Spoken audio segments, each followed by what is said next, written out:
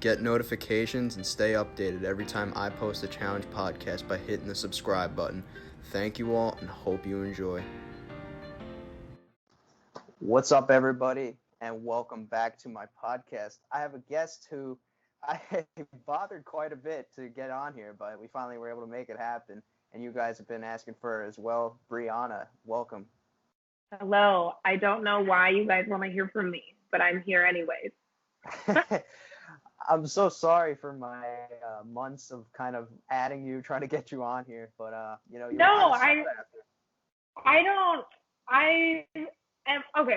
just horrible with my phone anyway, and like Twitter. You see my phone screen, I have like 300 unread text messages because so it's nothing against you. I do it to everyone.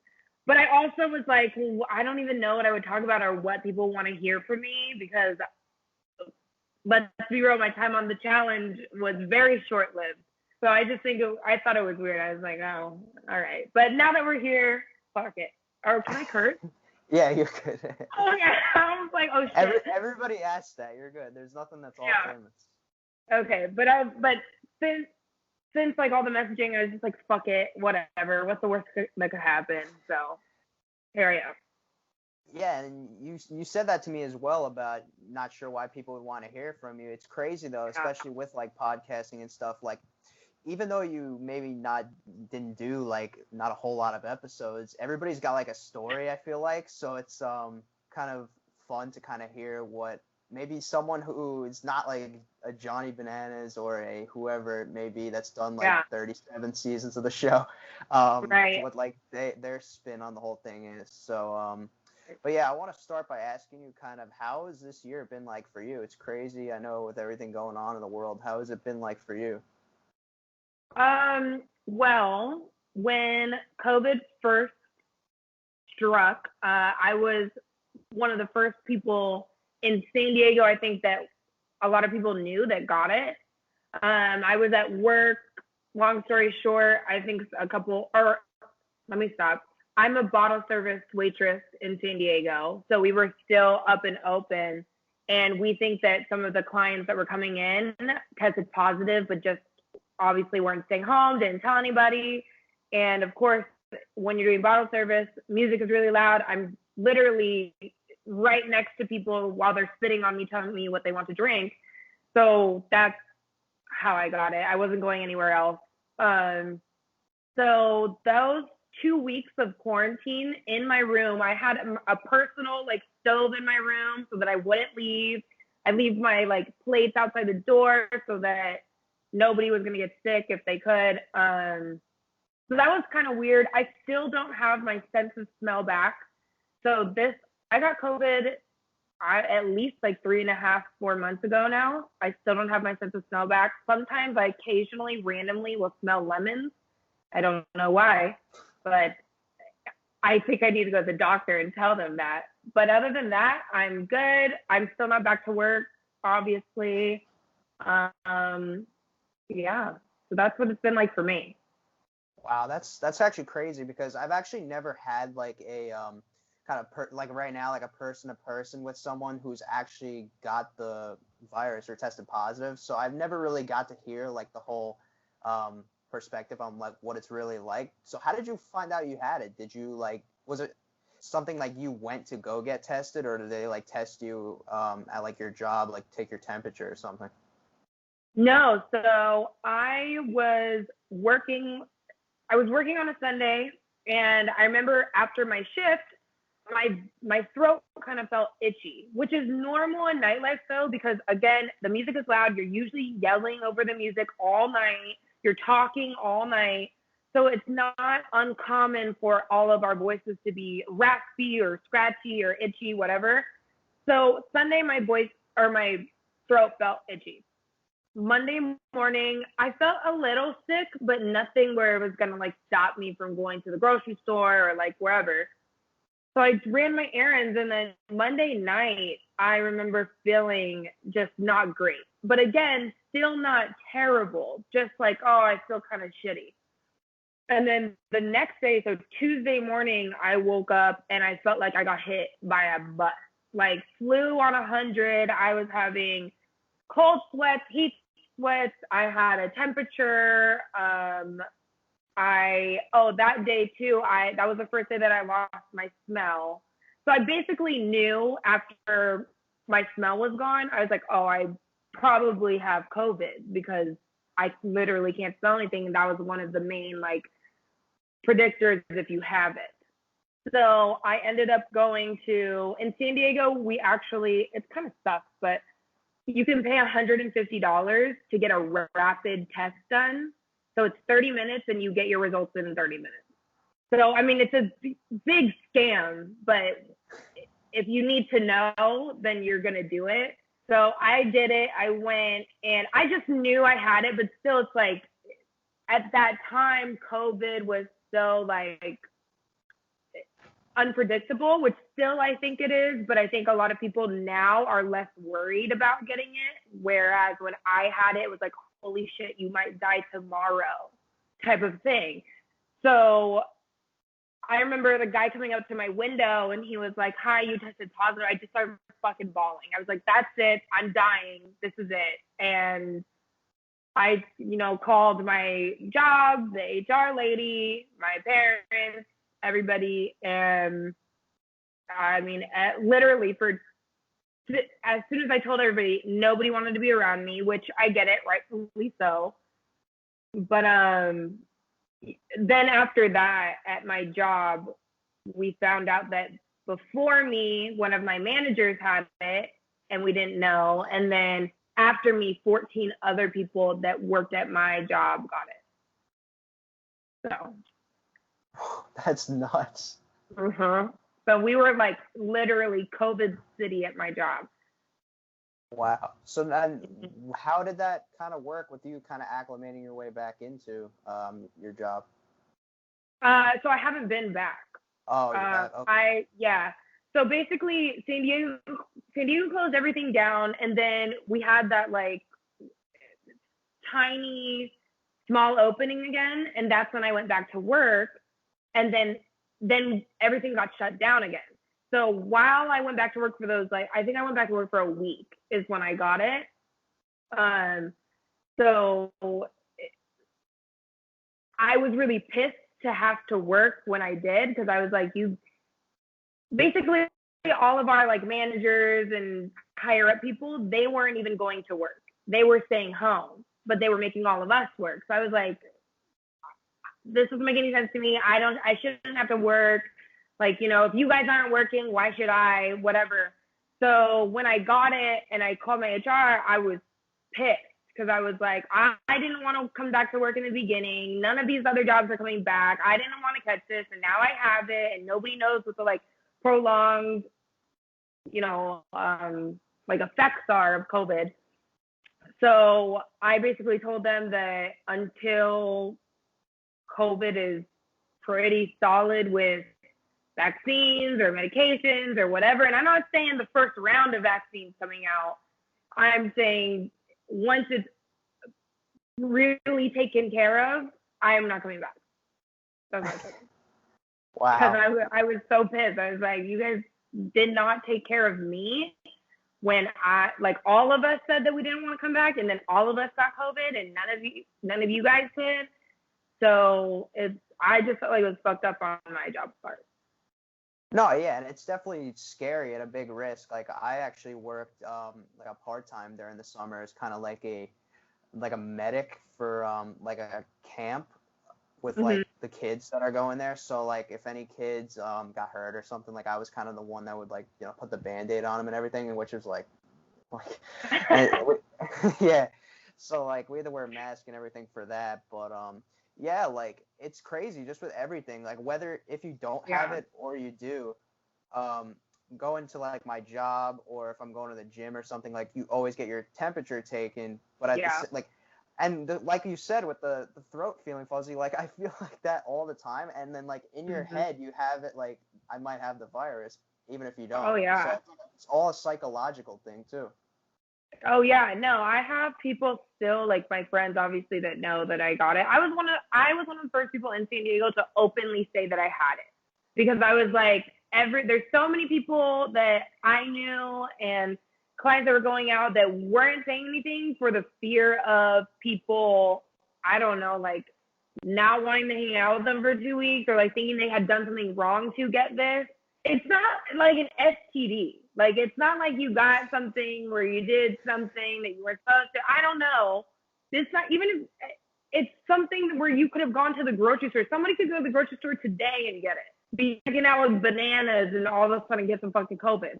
So I was just like, fuck all this shit. I'm just going to fucking tell everybody that I have it so that, one, people stay the fuck away from me, and two, so that other people feel like it's okay to be like, hey guys, I also have COVID. These are my symptoms, just so other people know what's going on.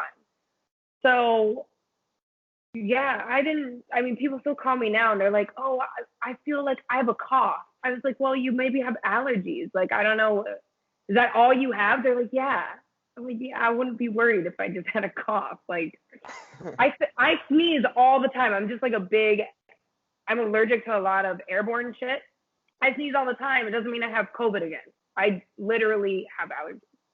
But I think people are just still so paranoid, which I think that a lot of people have a right to be. But I think just all around. The mask wearing, I think everybody should just needs to wear a mask.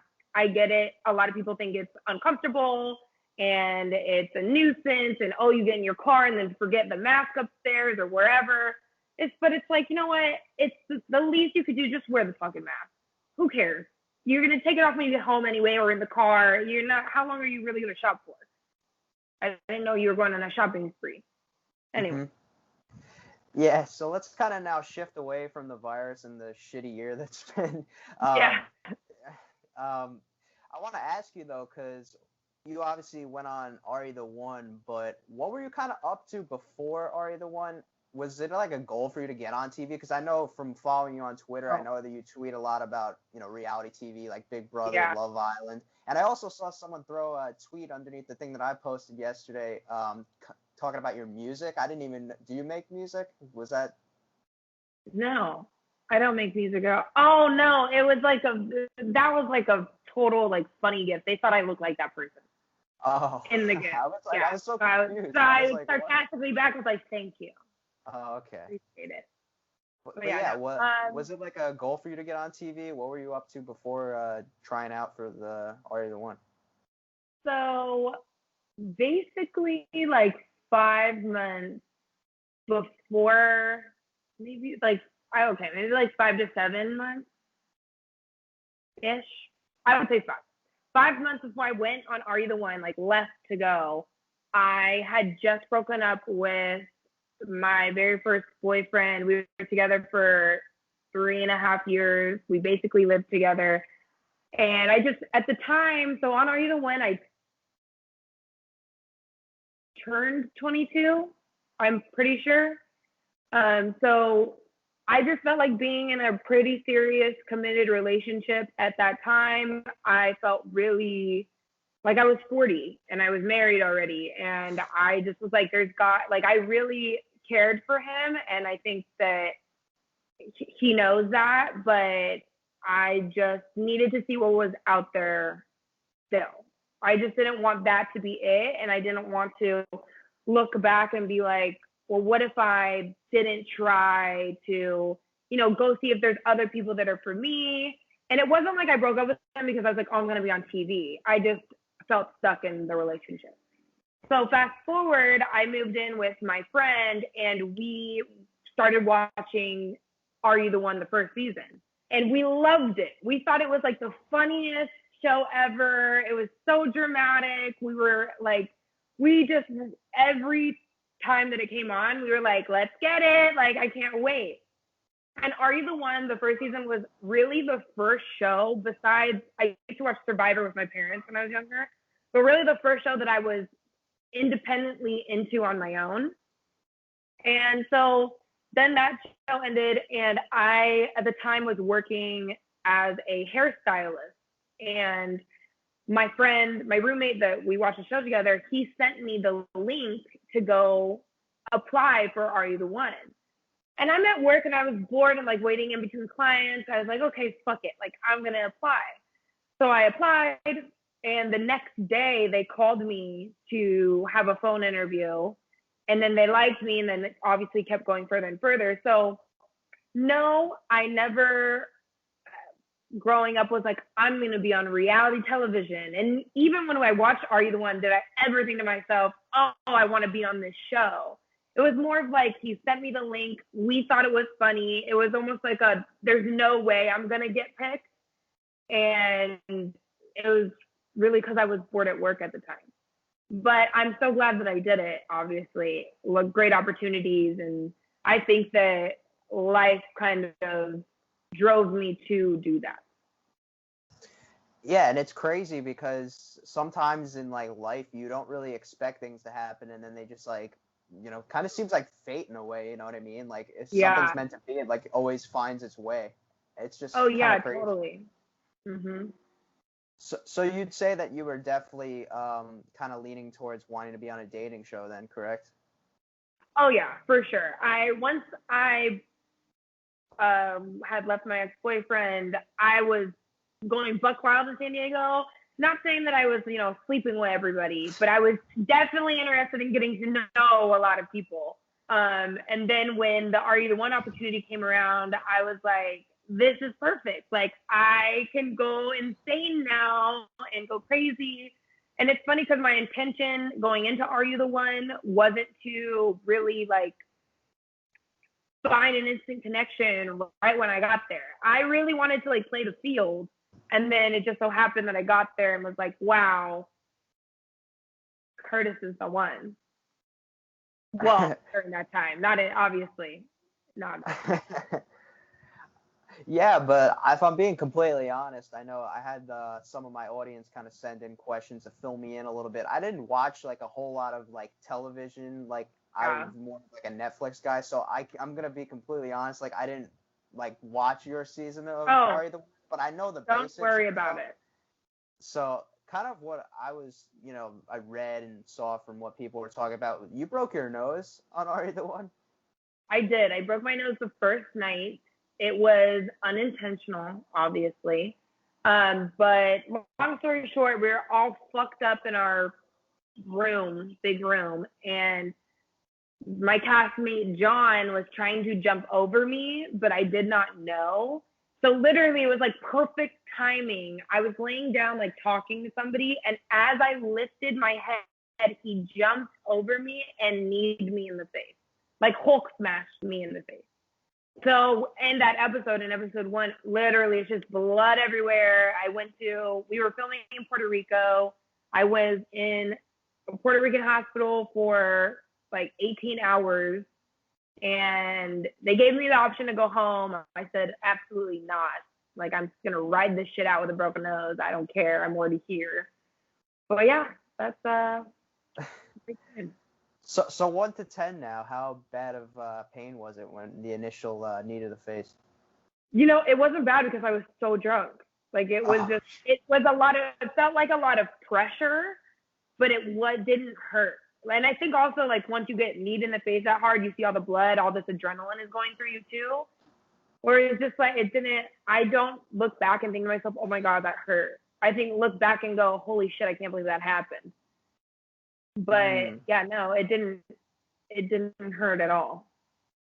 Wow. It felt like someone tried to grab your nose really hard, and that you have like a tingling sensation. But yeah, now I want to get into what kind of led to your whole debut on the challenge. Now it was basically based on your whole rivalry with Brandon. What was the premise of your rivalry with Brandon? Like, what was the whole deal with you guys, like the dynamic there that made you guys rivals? So on Are You the One, we just hated each other. I just thought he was so arrogant. From the moment I met him, I was like, this guy, there's no way he's, 1, going to be my match. 2, am I ever going to give him the time of day? He was just so arrogant, and he was very like selfish and self-centered. And I hate people like that. He likes to brag about himself all the time. And again, I hate people like that. I just think that there's a way to be humble with your accomplishments. instead of going around and being like, oh, well, you're dumb and I have this and you're dumb and I have, it's just this or that, who cares? So that's really what was it. And he called me the lesser of two evils, and I called him the stepchild that I hate. Which, looking back now, I mean, obviously I was really young when I said that. I probably wouldn't say that now, because I think that talking about, like, you know, even in general saying stepchildren, I think that's whack. So I wouldn't say that anymore. I would probably just say he's someone that I hate. That's it. Get on. So that's how we ended up on. But once we became, like, found out we were perfect matches, it was like, oh, like, so cool. We're matches. And we did form, like, a friendship, obviously, from just that. But as far as, like, anything romantic, there's never going to be anything ever. And no, and I don't want to, you know, shed any, like, shade towards him or anything, but as a challenge fan during that era when they were casting people like, you know, him onto the show, I was, like, really worried for, like, the direction of the show, and I think a lot of people could agree with me. And, like, you could instantly tell, like, he was just, like, not a fit in the challenge, which was crazy to me, because I think he said multiple times that he was, like, a lifelong fan and stuff like that of the challenge. Well, yeah, and so when we would do challenges on Are You the One, which are not even close to the challenges you do on the challenge. These are like baby kid sized challenges we do on Are You the One. But we would win a lot of them, and he would be like, I'm the king of the challenge, like da da da da. And I think at the time, because when I filmed Are You the One, I had no intention of going on to the challenge. I didn't even have an intention to go on any other show after that. I didn't know how TV worked. I didn't know how reality television worked. I didn't know what fandoms were, nothing like that. So I was just on there just to have a good time and, like, meet people and have an experience I've never had before. But I think he definitely obviously went on Are You the One in hopes of getting on the challenge by saying he's the king of challenges and yada yada, whatever. Because even when we were on the challenge, I think he said that too, that he was like, I'm going to dominate and da da da. And I hate when people do that anyway. So. But no, yeah, and you guys had the numbers though on your side a little bit with you guys had a lot of you. Did you guys? Well, you and specifically, did you have, like, any plans for that alliance? Because you had obviously Brandon being your partner, and then you had Christina. There too. Yeah. Did you have plans for that? We definitely talked about it, but I think. And I was so like, yes, we're sticking to this, whatever. But I think somewhere along the lines, a lot of people wanted to gain the trust and loyalty with the challenge cast members that have been on for a long time. I think that they decided, they saw that, oh, they're going to gun for all the Are You the One kids, which obviously, if I were them, I would have too, because it's like you're stepping on our territory. 100%, I would have done the same thing. So I think we found early on that it was not going to work very well. And I think a lot of us were not confident in being able to compete with them, for sure. Mm. But yeah, no, and you kind of got robbed of that chance anyway by him quitting, but that's what I kind of want to get into. So, like, I think it was, like, the night before he ended up quitting, you guys were kind of arguing. You chewed him out a little bit. Do you think that you could have done something maybe a little differently to kind of talk him off the ledge, or you think there was just no change in that with him? I'm going to answer this two ways. Would I go back and change anything that I did? No, I wouldn't. I think that some people will think that that's a bad play for sure, and that I should have been more, comforting and, whatever. But to be honest with you, that's just not who I am. Like, if I feel a certain way, I'm going to do it. If I'm going to say it, whatever. With that being said, the person that I am today and things that I have grown from, would I have handled it a little bit different? Yes. But I still would have probably been a little bit harsh. Like, it just would have, I think I would have worded things a little differently. But back then, like I said, I wouldn't change anything that I did. I did that for a reason. I wanted to say those things for a reason. And obviously, and I know everybody that's been on TV has said this before, you don't see everything that has been said prior to things happening. So there were multiple occasions that I tried to talk to him before that scene, and he didn't want to talk, or he was talking to other people, and whoever he was talking to was like, no, just go away. And I was like, what the fuck? So I think I kept getting angrier and angrier that I couldn't talk to him and see what was going on. And then I think at one point I was like in my room writing, and everybody came in. They're like, well, you need to go talk to Brandon. And that's when the cameras came in. I was like, in my head, I was like, I've been trying to fucking talk to Brandon. Like, why are you guys trying to make a scene in front of the cameras saying that, oh, well, you need to go talk to Brandon? I've been walking around this bitch trying to talk to Brandon. So I think at that point I was just so like heated, and I was like, fine, you want to go talk to fucking Brandon? I'll go talk to Brandon. So, but I think it was difficult. I think Brandon gets a lot of heat for leaving, and I'm not saying that he shouldn't, but I also, at the same time, like the episode before was like, oh, like made a huge scene about wanting to go home too. So I think that, not saying that I want any heat at this point, it's been years, but I think that, I also am a little bit to blame for going a little cuckoo off the rocker. But did you know heading into that challenge, like when you guys arrived there, obviously before he quit, did he tell you like he was quitting, or did you find out on the spot?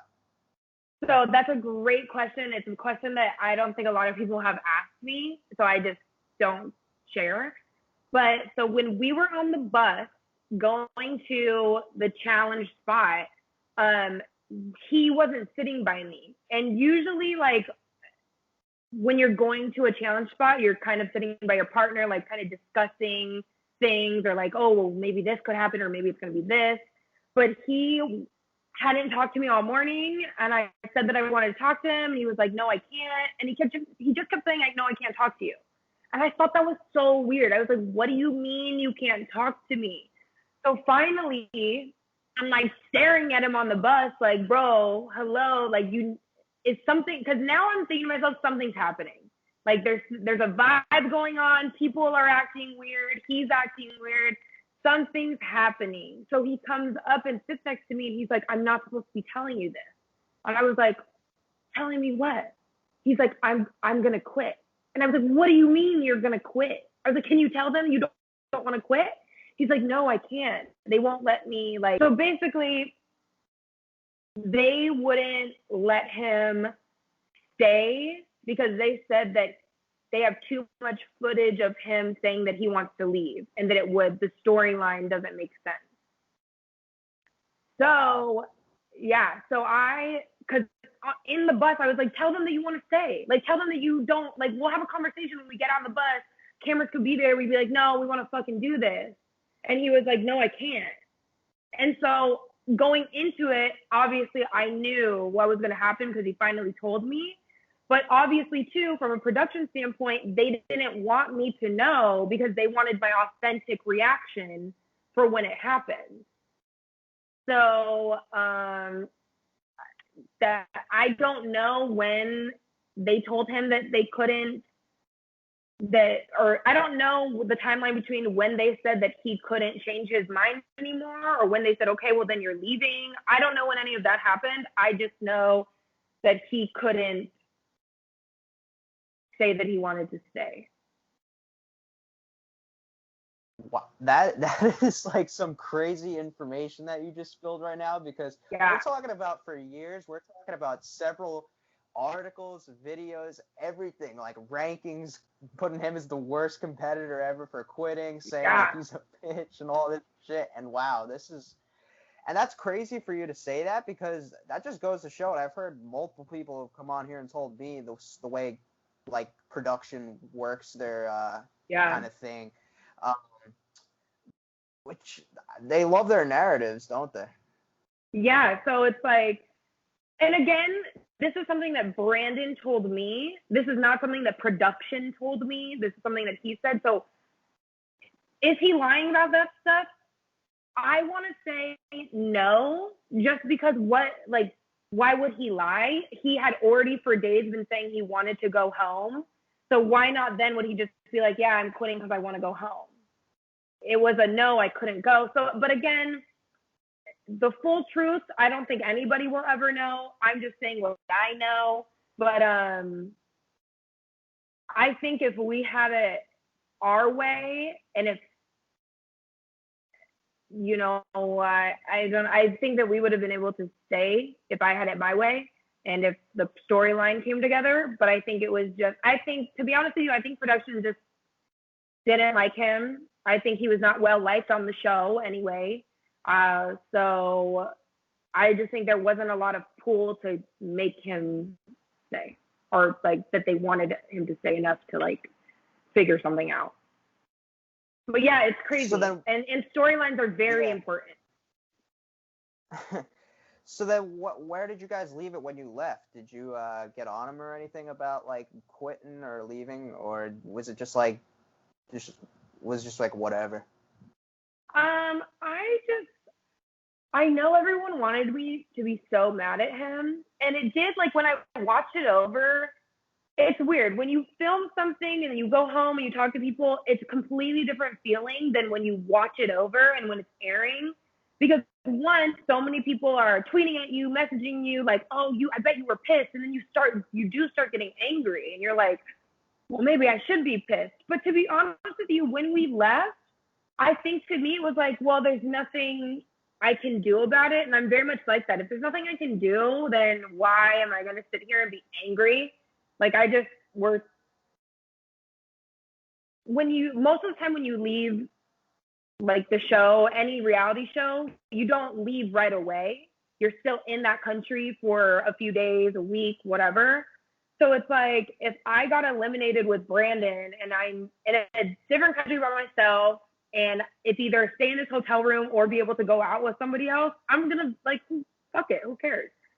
So for me, it didn't really faze me, to be honest with you. Like I'm sure it would have, you know, Johnny Bananas, that this is their job though. Johnny Bananas, Cara Maria, you know, CT, they make the big bucks, they make the money. So I would totally understand if I were them and my partner quit on me, I'd be like, yo, what the fuck?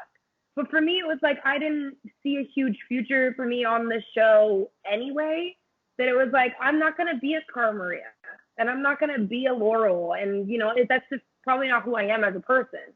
I told myself in the beginning anyway that, you know, if I made it, like when I first got contacted for the challenge, like if I made it 4 seasons, great. But after that, I probably wouldn't do it anymore. Because the game's really not for me. The people kind of aren't for me. Might give or take a few, but it's a completely different thing than Are You the One? And I made the mistake of going into the challenge thinking it was going to be like Are You the One? And it is not at all. Yeah, and obviously coming on to your next challenge was the Dirty 30. I've read and heard rumors places that for the initial call, you like missed the call because you were at work or something like that? I did miss the call because I was at work. Yep. So I was supposed to take Jenna's spot, or Jenna took the spot that I was supposed to get. That's what it was. Yeah. So someone got sick or something and like couldn't do it, and then I got the call, but I was at work, and I called back. I literally called back like 30 minutes later, and Jenna had already taken the spot, obviously. So I was like, okay, whatever. And they're like, well, you're going to be the number 1 replacement then. And I was like, yeah, cool, whatever. And then obviously Ashley left, and then I came on with CT, which was like a disaster. CT was awesome. I still give CT that. He's been nothing but like the greatest, nicest man ever. But fuck, it was just a terrible situation for me. I didn't even know it was going to be that bad. What do you mean by bad, though? What was bad about it? Well, going in as a replacement, and again, I think my mentality for the challenge was just not where it needed to be. I'm like going on to these shows or the challenge, like I'm going to have so much fun. I'm going to like, you know, just talk to people, hang out, have a good time, do the challenges. If I make it far, whatever. Yeah, no. It's like I still remember how it felt walking into that house. Like I can play it into my head right now. Walking in that house with CT, and people literally were just like, meh. I really don't think a lot of people said hello. Nobody really cared. And this is the thing too, is that I didn't talk to a lot of those people outside of the show. It's not like when on off season or whatever, I was like messaging all these people on the cast. That's just not who I am either. I'm not gonna try and get to know you just because I'm a replacement or because I was on the show before. We didn't click when I was on the show. I'm not gonna, go out of my way and be like, oh my God, what the fuck is that? It's just not me. So I think though, if I were to ever go on again, which is highly unlikely, but if I ever did, I would for sure make friendships before I went on to establish some kind of foundation.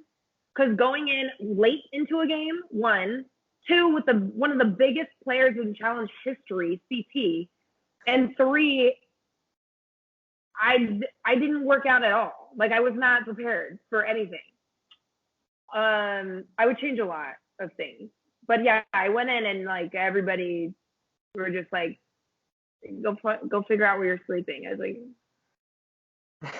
yeah, sure. And I was just actually about to bring that up because I'm not even gonna lie, you just mentioned one working against your favorite, coming in late to begin with, let alone walking in with CT of all people, who everyone was pretty much waiting him showing up. And the way the thing worked, seeing it on TV, kind of made you seem like a little bit of an afterthought because they were hyping 100%. Up CT. You were right behind them, and I'm not even gonna lie, Briana. I legitimately, when they were showing CT, I was obviously focused in on him. I honestly thought you were a producer or something behind him. No, 100%. It was and to me, when I watched it back too, I was like, why even bring me on if you're gonna do me like that? Bring somebody else then. This is fucking trash. But that's a part of the reason why when I got eliminated on Dirty 30, that I remember when I got eliminated, I fucking bawled. And I'm not a crier. I fucking bawled my eyes out because I was like, this isn't fair. They bring random people like me on just to get the show rolling, but it's not for me, it's for whoever I'm going up against. I'm just kind of there as a sidekick for the show. And it was it didn't give me good vibes. I never wanted to be played like that by anybody. I don't give a fuck if you're some big producer for a show. I do not care. So I got to a point in the challenge where, and obviously in interviews, they don't tell you oh, you're going to be the bitch, or oh, you're going to be this person. But the way that they ask you questions, it's kind of they're implying that they want certain answers from you, for sure, 100%. And also reality television, what's a show without a little bit of drama? Not you want that little drama, that little spice. But I think that they really just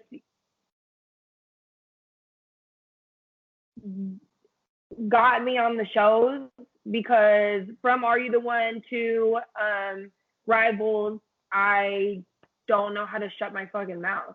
And especially, and I think that was a huge downfall too, is that I don't care who you are. I'm not going to kiss your ass. I'm not going to tell you you're the best in the entire world to stay. That's just, again, not who I am. But also, that's not good gameplay. If you watch Big Brother and if you watch The Challenge, you have to gas up some people to try and stay. That's just the name of the game sometimes. And then you try and strategize that way. But that's, again, I can't do that. I don't know how to do that. I don't know how to fucking sit there and be like, oh my God, you're so good, and I would love it if you picked me to stay. Because I knew when they were choosing me to go into elimination, when I had got there, people were like, oh, well, are you gonna try and save yourself? Are you going to go around and politic and whatever? I was like, no. Like, they're like, why not? Like, you should. I was like, all right, if they want to choose me, they're going to choose me. And to be honest with you, if I were them, I would have chose me too, because one, they're not getting any blood on their hands by choosing the girl that came in late. There's no love lost with anybody else. That's a great strategy. If you were to do that play in any other game, anybody else would have done that too.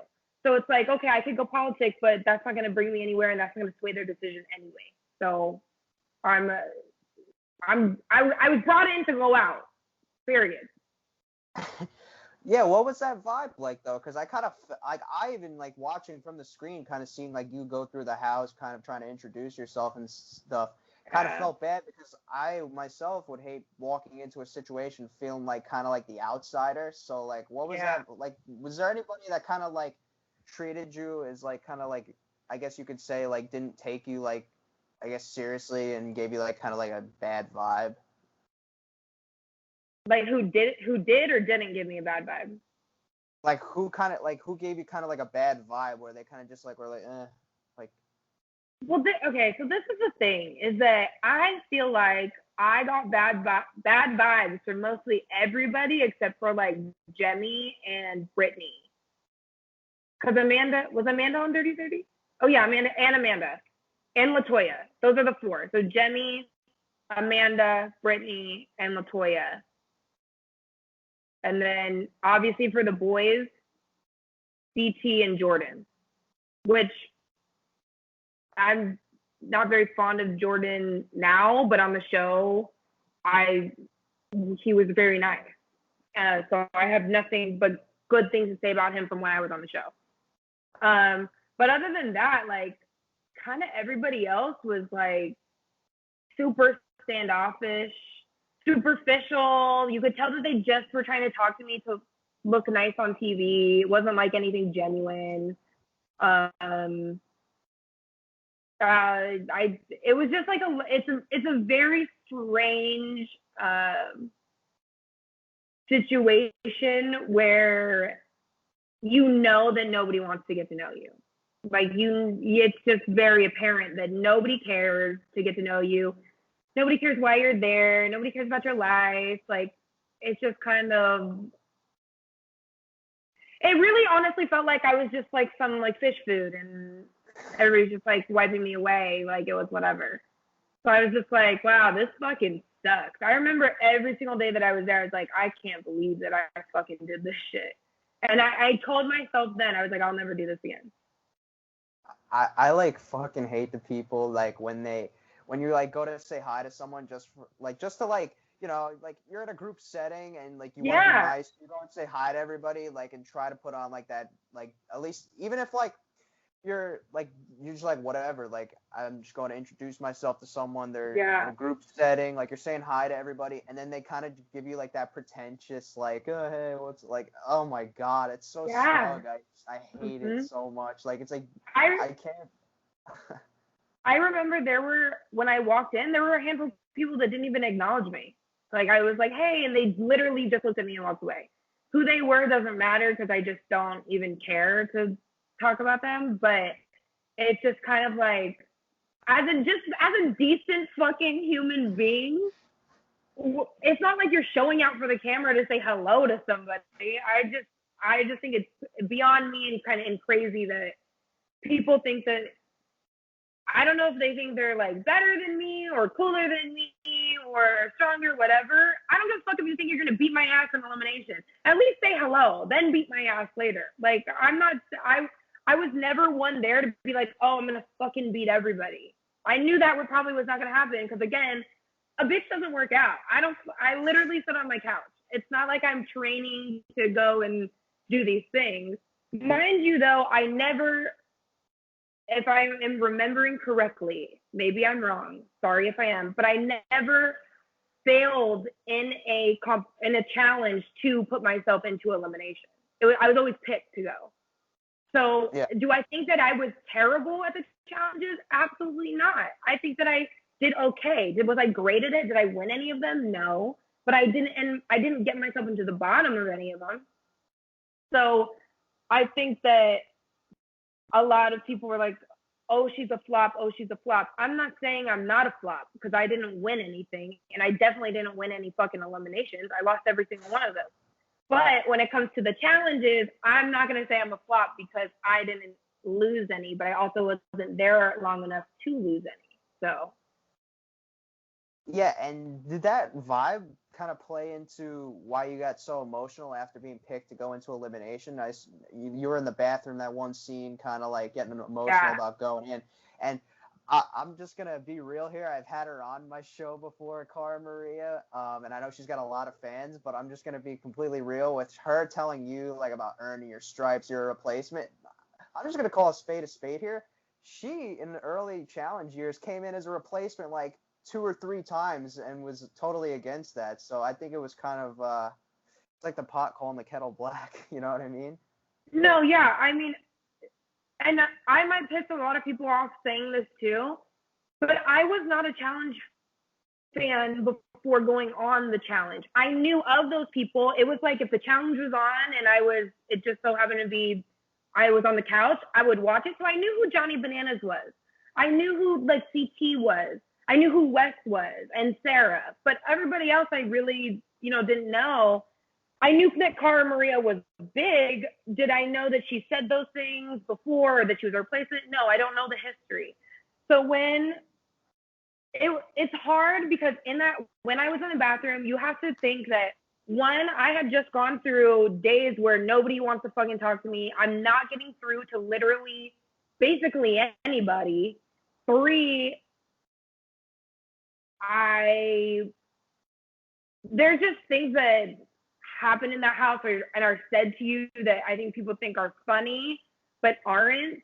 And I can't remember if it was after that elimination or before, because I knew I was going in. Like, obviously, like I said before, it was no secret that I wasn't. But I remember that it was between me and Brittany to go into elimination. And I remember, and again, to me, to name drop who said these things, it just is not it makes no difference to me at this point who it is. It's not like they're going to get reprimanded or anything.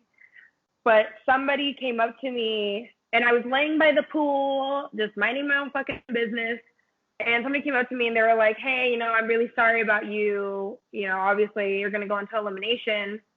And I remember I was like, why is that? Like, is there any reason? And obviously none of this was videotaped or filmed, sorry. And I was like, is there any reason for that? And he's like, well, I mean, Brittany came down in her panties last night, and have you seen her ass? And I was like, and in my head, I'm like, so you're keeping Brittany because she has a fatter ass than I do? And so I remember I was like, so it's about Brittany's ass. And he's like, I'm not saying you're not good looking, but I mean, Brittany's ass is just, wow. She came down and walked by us last night into the kitchen, and we all were staring. And I'm just sitting there like, what kind of fucking game is this? Like, you pick the girl because she has okay, cool. And that's no shade against Brittany. She has a phenomenal ass, 100%. But I think that some things like that, it's like, I hate literally right then too, I was like, why did I do this? Like, why did I come here? For what? And I just think that some of those people, both men and women, think that they're so above everybody else that they can say things to other people that are inappropriate and you probably shouldn't say, but they get away with everything anyway. Well, no, you know what it is. It's like the people that weren't cool in high school try to use the challenge to feel cool about themselves. Yeah, they're like living out like fantasy. They're being on a challenge. You know what I mean? And you know what? I'm never gonna knock anybody that is on the show and doing well and making all that money. And on their off season, that's what they do, is work out hard and train hard. Go do you. Make the money, do whatever you need to do. But I just think there's a way to not be such a fucking prick in the process or a bitch. Like, I think there's a way so that people can come in and you can be like, yo, like, let's get it. Like, cool. And just like Cara Maria, I've never really had anything against Cara and Maria. I fucking hate Polly, but that's just, my own opinion. To be fair though, I haven't liked Polly since Big Brother, and that definitely translated onto the challenge that I don't like him. And when he blocked me, I was just like, fuck this. And it was hard for me to relate. It was hard for me to still like acknowledge Cara while she was still with Polly. I couldn't. So at the time, I really did like Cara. I don't think I said anything bad about her, but again, I think that, the earning your stripes, I do think people need to earn their stripes on the challenge. I'm not saying that that's false. I'm just saying that I want a better excuse. I just want somebody to be like, we put you in because you came in late, and that was that. And I know that somebody, I think maybe CT said that, or somebody said that. I haven't watched the episode in forever. I know somebody said it, but I just don't want the like whole bullshit of the, you need to earn your stripes, or well, this or that, and you came from either one. You fuck all the bullshit. Just say you don't want me here, and you want to put me in because you don't like me, or because I came in late, or whatever. But to be honest with you, it's TV. It's all fake. It's just, these people are not your friends. Sorry to say it. Now, were you called again though to come back after that? And say if like hypothetically Buim and Murray were to call you like tomorrow and be like, "Hey Bree, we're having a challenge. We want you to show up." Like, what's the answer gonna be? I don't think I would do it, to be honest. I've gone over like situations in my head that if they called, I did get called for some other, I don't know which challenge. It was after Dirty 30. I know it wasn't the challenge right after, but I think it might have been the next one. But I told them that I didn't want to leave because I had a good job at the time. Obviously, I wasn't in COVID, and I was really enjoying my life. And that I literally said if they ever wanted to do a show about nightlife in San Diego, I'd be down to do that. But that I not for the challenge. But again, honestly, I came back. The 2 times, and I wasn't even on the show for that long. The 2 times I came back from the challenge, it was very hard for me to mentally adjust back to real life. It's not a good feeling to go into a situation where people do not like you and will not give you the time of day, and are being fake to you. People that say that they're not going to vote for you and then do. And again, I understand it's a TV show, but this is also why I probably will not go on the challenge again. If there was a different show and if it wasn't that, and if people didn't actually fucking suck, maybe. I think we can close the book on the challenge though. I want to kind of ask you about like more serious topics now, because I know like on Twitter you talk about like mental health here and there. I kind of want to ask you now, how do maybe you cope with like anxiety and stuff like that? So I'm on medication. I have severe clinical depression, anxiety, panic disorder with like a really tiny amount of OCD. They thought I was bipolar for a while. I am not. But I go to therapy every week. I see a psychiatrist every 3 weeks. I have a mental case worker, a mental health caseworker that calls me and video chats me often.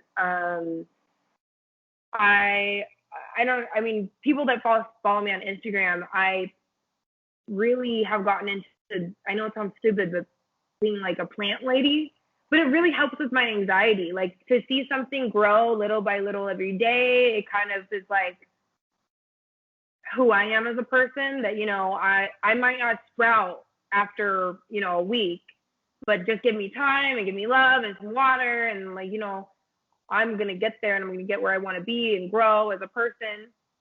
But that just sticking around people who are positive, good energy people that value your morals and have the same morals as myself, I stick around.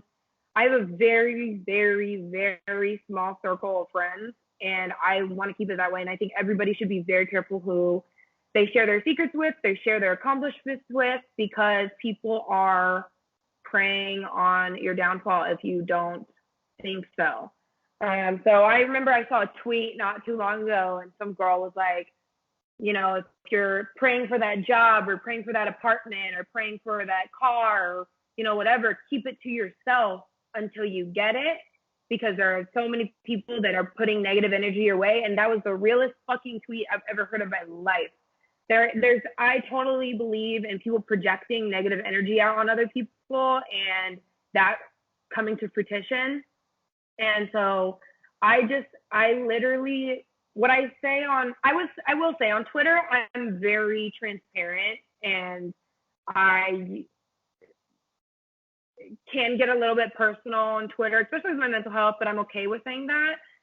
But life about like my relationship or my family or honestly anything else, you really don't catch me talking about very much. But again, there's a way to give people pieces and bits of you and not give them everything. And I don't think that was a good, I don't think that's good for me mentally to have everybody know my every move or everything that I'm doing or everything that I'm thinking, people I'm dating, the people I did date. I think that it's better for me. And I think it should be better for everybody to keep your life a little bit private, especially with how insane the internet can get. And I know I've been a bitch on the internet. I'm the first one to fucking say that I have. Am I working on it? Sure. Is it going to happen? Am I going to be a better person tomorrow? No. But I'm working on it. But if you come at me crazy, or if I see something I don't like about autistic children, I will come for you. No, and what you said before, it like couldn't be more true. I think about this all the time. Like, I'm not even joking to you. It crosses my mind probably at least 5 times a day. Is Mm-hmm. if I'm doing anything, like it's in my mind, like dead set. Like, there's so many people that just like would love to see me not succeed in what I do. 100%.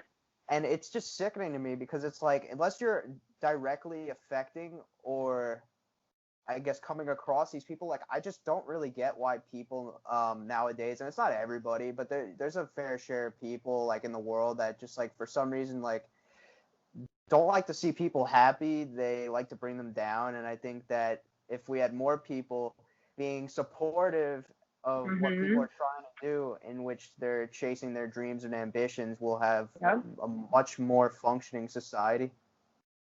Well, yeah, I am too. I can't tell you, I started a little online boutique shop during quarantine, and I can't tell you how many people that I know that were my friends did not support me at all. Not even posted me on a Snapchat story, nothing.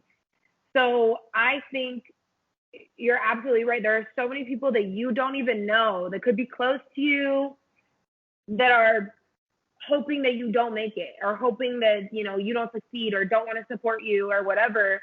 And I think that like I said before, that I have a small circle, and I hope everybody realizes that you should be very careful with the people you keep around, because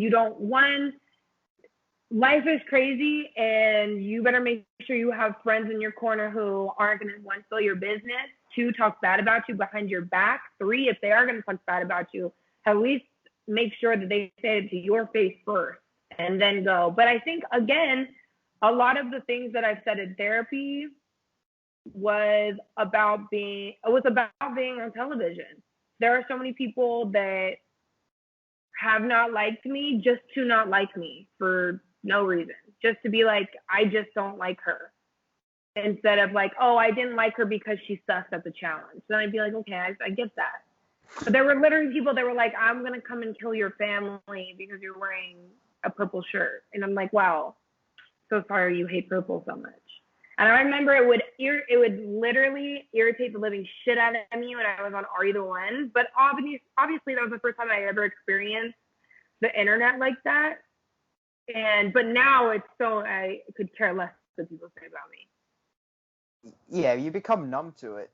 Oh, yeah. you become, it's just kind of like, I don't know you, you don't know me. You're just somebody on the internet.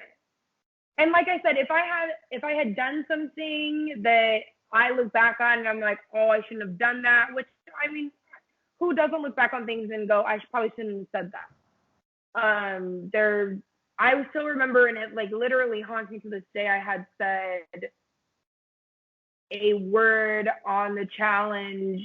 I said, fuck TARD.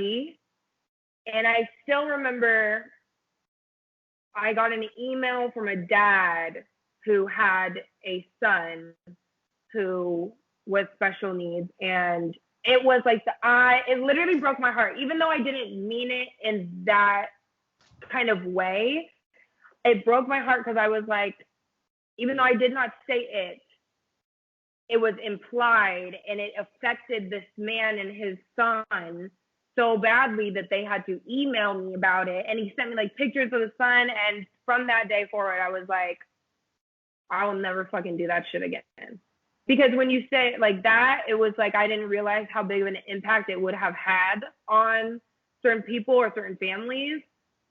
And now, and obviously this was years ago, but there's things that you do or say while on TV or on the internet or whatever, where things will carry with you and you're like, wow, I still can't believe I said that, or I'll never do that again or whatever. So I am thankful for being so stupid and ignorant and childish and uneducated, because it has shaped me for sure into a way better person that I am today. 100%.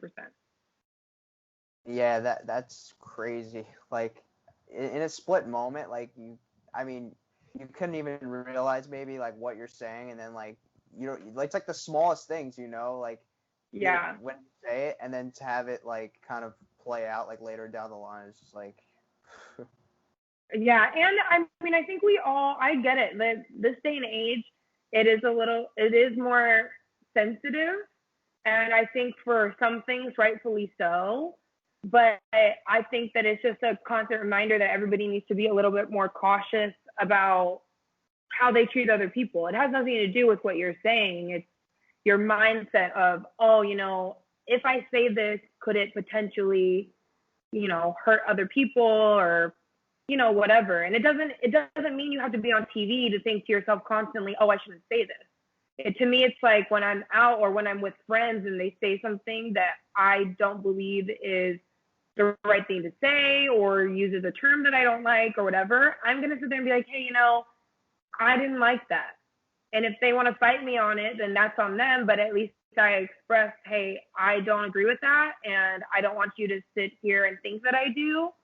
But I don't agree with that word, sentence, phrase, mindset, whatever. I think that a lot of people, especially now, are afraid to say that to people that they're friends with. But I would rather have an open communication with the people that I consider my friends and be able to say things that I don't respect, as well as they can do it to me, and live life that way instead of suppressing my feelings and my respect for myself and other people. Mm. And yeah, I one thing that I see you post was more recently that I liked was like the thing when it's like reality versus like what you post on Instagram. That's such a big thing. Yeah. Huge thing. Are you kidding? But I mean, I'm not saying I'm perfect. I do a little face tune, okay? I just do. But it's just like, and the filters. I love that fucking pure baby filter on Instagram. I think it's so cute. It changes my eyes a little bit. But again, I think the difference is that I can also go on Instagram and have no makeup on and post on my story. Like I don't care. But I think that there are a lot of people, and that I know personally, that have deactivated their Instagram because they couldn't stand looking at beautiful women anymore and started feeling horrible about themselves. And it's like, you have to remember, again, like I said, this shit's not real. You don't go on Instagram and someone say, oh, I fucking lost my job today and now I'm struggling with bills. Nobody fucking says that. Everyone's like, I got that promotion. I got that job. I got this car. I got this house. I got this boyfriend. I got married, engaged, kids, whatever. Instagram is a fucking fantasy. That's why I like Twitter more, because Twitter will you'll go on Twitter and people will say what the fuck they want to say. Exactly, and that's why I found myself, like, aside from, like, promotion, whatever else, like, I don't even really engage. Like, my last Instagram post was probably, like, January, so I don't... Yeah. Well, I honestly, honest to God, I would delete my fucking Instagram in a second. I hate Instagram, but since I am trying to build a brand, the only reason why I'm using my personal profile is to constantly post about that. But if I had nothing to do with that and, didn't need to use that, I absolutely wouldn't. I think it's so superficial. I don't even like half the people on my Instagram anyway. Sorry if anybody of you are watching this. But I just don't care. It's like a extended version of Facebook, and for people you went to high school with, and I just don't give a shit about, your new house.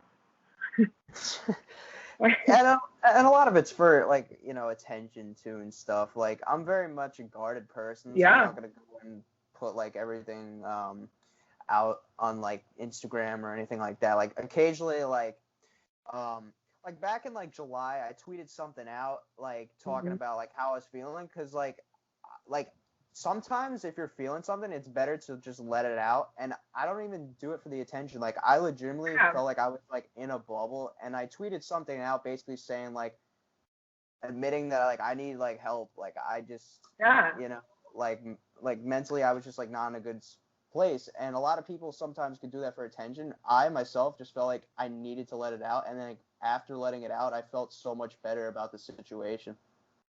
Oh no, 100%. I think that, that's a good, like, thing you brought up. I think the reason why you feel that way, and that a lot of other people feel that way, like, oh, I don't want to say this or express this in fear of people thinking that I want attention, is because this day and age, I will say, so many people romanticize having depression and anxiety. It's like, oh, and that's on anxiety. And I do tweet that kind of stuff too, but I'm diagnosed with this shit. I've had it since I was 7.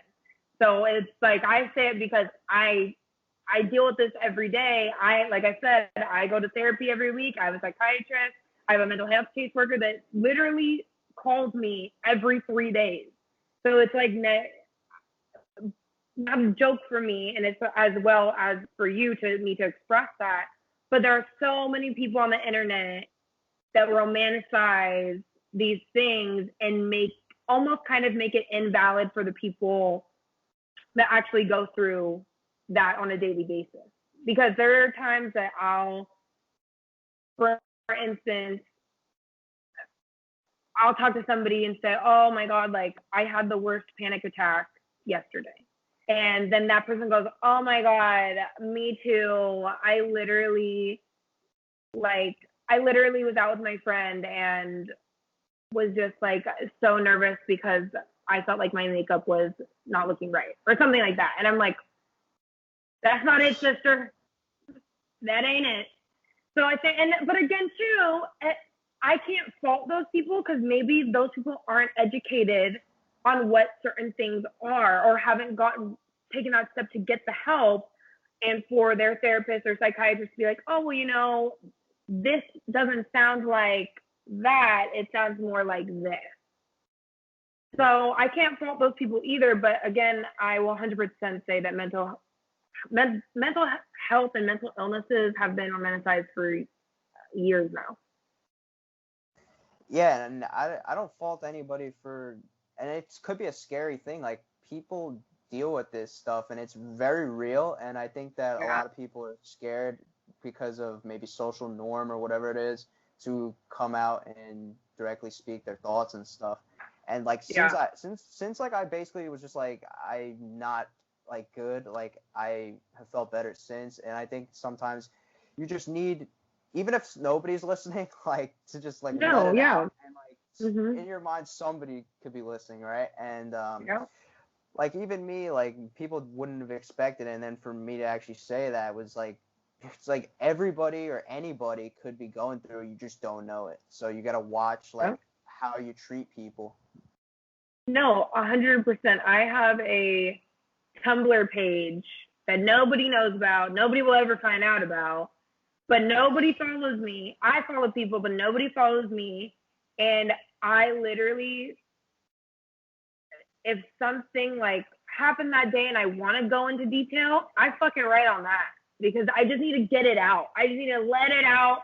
And it's like, to me, I know it's out there, and I know that no one's seeing it, but I know it's out there, and I kind of let that emotion out, and like, pressing, post, it feels good because I'm like, okay, I released that. So I totally agree with what you're saying, is that it doesn't matter if you have anybody listening. That was for you. That was because you needed to be able to let that emotion out and let those feelings out. And I think that's completely valid, 100%. I think that if anybody needs to create a, Tumblr, Twitter, whatever, Instagram, with a fake alias and a fake, email, whatever, just so that you can let those things out, I do it because on Twitter, obviously there's people that read my shit. On Instagram, there's people that read my shit. I do have a Finsta that I have really only like 25 of my close friends that are following, but I rarely post on it. But the only other thing that I can like get that outlet is obviously with my therapist and through my fake, not fake because it's real, but Tumblr page that I can just go off and say the names and like say what happened and whatever. I think this is a really important time, especially with quarantine, especially with staying in the house, that people need to really look at themselves in the mirror and be like, am I okay? And if you're not, that's totally okay. I mean, I've been to the ER 4 times within the last 4 months for my mental health. And it wasn't, and this is a trigger coming up for anybody that's listening. So you might want to skip past it, but it's not because I was trying to commit suicide. It wasn't because I didn't want to live anymore. It was just that I knew I was getting to a spot that was extremely unhealthy for me. And my panic attacks are something I would not ever give to anybody, because those are the things that land me in the ER, or my panic attacks, because I end up vomiting and passing out and all this stuff. Oh, which reminds me, this is what I want to say, and I've been wanting to say it for a really long time. On the challenge, there's the challenge that I lost to Brittany to, where we were pulling like fireballs out of a wall. And then right after I lost, they show me throwing up in like just the field. It's not because I was winded. I was actually having a panic attack. So when I have panic attacks, I throw up. And that always really bothered me. And I never said anything about it, but it always really bothered me. They showed that because I was like, I don't want people to think I'm weak, or like that I'm, throwing up because I am winded or not strong enough or like whatever. When things happen like that and my adrenaline's running so hard and I'm nervous and I'm competing, I 100% get panic attacks. And that was a really big panic attack, which is why I was throwing up. So I just want to throw that out there. But back to what I was talking about, that's what lands me in the hospital, in the ER, are those things. But I think it's okay if anybody is watching this, that if you feel like you need to go to the ER, or you feel like you need to check yourself into a place or get help, I mean, do it, man. There are 100% better days, and I can say that for a fact. I've had some of the worst possible mental health days that I could even imagine. And I cry with my therapist, and I cry to my psychiatrist, and I cry with my mental health caseworker. But fuck, I would rather cry than not be here. 100%. I would rather do anything and help myself than to not be here. So that's a great thing, is that if I ever do show up dead somewhere, I didn't do it. Somebody did it to me, because I want to live. 100%. But yeah, now I want to shift into another social media thing now. Sure. That people wanted to kind of know about your thoughts on. it's been a big thing, especially during quarantine now, is OnlyFans. What are your thoughts on people that have OnlyFans accounts? I don't give a damn. I have friends that have OnlyFans. I do it. Do it up. I would honestly, honest to God, I would do it if I didn't have a boyfriend, but I do. So he would, and that a lot of people again still don't know that, and I don't know how many people are gonna watch this, but he would not be okay with that. I've asked. I ask all the time. I really do. I ask all the time if I could have an OnlyFans. I've even gone to the point where I was like, okay, how about an OnlyFans, but just for my feet? And he was like, no. I was like, okay, cool. So if I was single, woo, you could expect an OnlyFans from me, baby. I think, you know what, get it how you live it. And again, I'm okay. I don't care how anybody makes their money. You want to strip, you want to do OnlyFans, you want to send nudes, you want to do feet pics, you want to sell your panties, bitch, fuck it. Who cares? You live once. And to be honest with you, in 10 years, ain't nobody going to remember that shit. Nobody's going to remember that. So I don't give a damn. Show your whole asshole. Fuck it.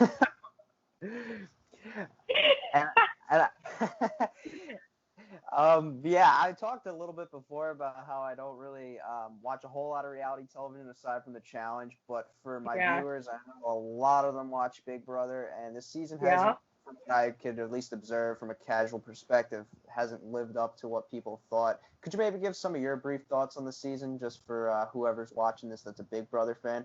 The floor is yours. I'm completely... No, to be honest with you, I haven't really watched the season. I didn't like the cast. I thought that they really failed with the cast, so I didn't care to watch.